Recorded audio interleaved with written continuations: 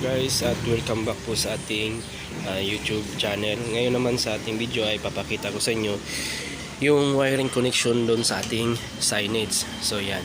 So ito yung signage na anuhin ko guys. Lalagyan ko dito ng tarp. So yan. So ito yung tarp na ilalagay natin dito. So yan.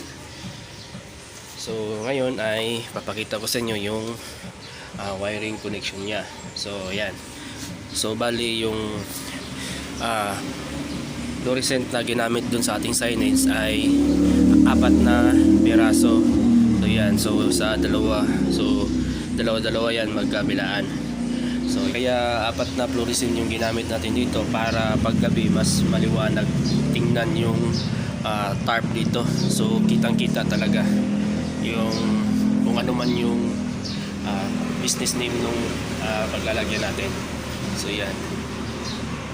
So yan guys. So mahaba to rin yung ating fluorescent. So yan.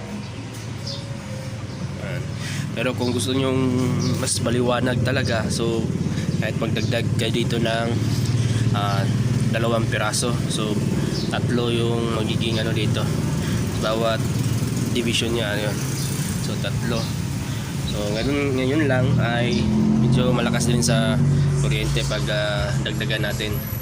So ito yung ito yung wire natin dun sa galing sa ating source. So yan. So kita yun guys. So bali naka-parallel lang to lahat yung 4 na yan. So yan, kita nyo. So yan. So ito yung magiging, so ito yung live natin at saka yung neutral. So yan. So dito rin. So yan.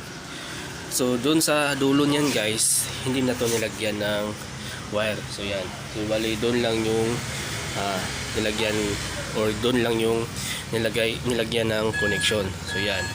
So dito rin sa baba. So pagkatapos niyan guys, so nakaparallel yung dalawa. So takbo naman yung wire. So papunta naman dito. Yan. So ganun din sa kabila. Yan. Ganyan lang yung wiring connection dun sa ating signage. So sukat ng signage natin ay 8 by 2 feet. So mahaba to guys. So yan. So 8 feet. Yan. So dito, simula dito hanggang dito sa baba ay 2 feet. Tapos simula dito hanggang doon sa dulo ay 8 feet. So yan yung sukat ng ating signage. So yan.